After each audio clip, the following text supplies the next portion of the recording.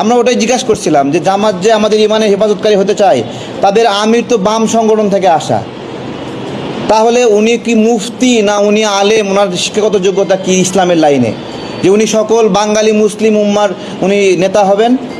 তো এগুলো আমরা যদি সচেতন না হই ভাই, তাহলে আমাদের স্পষ্ট কথা, আমাদেরকে বাছাই করতে হবে যে আমরা মদিনার পথে চলবো নাকি মওদুদির পথে চলবো।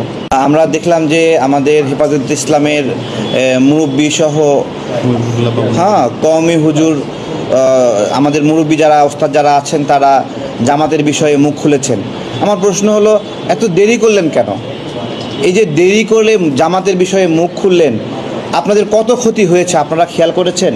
এর মধ্যে কতগুলো মসজিদের কর্তৃত্ব আপনারা হারিয়েছেন, কতগুলো মাদ্রাসার কর্তৃত্ব আপনারা হারিয়েছেন। আপনারা বলবেন যখন, এত দেরি করে বললেন কেন?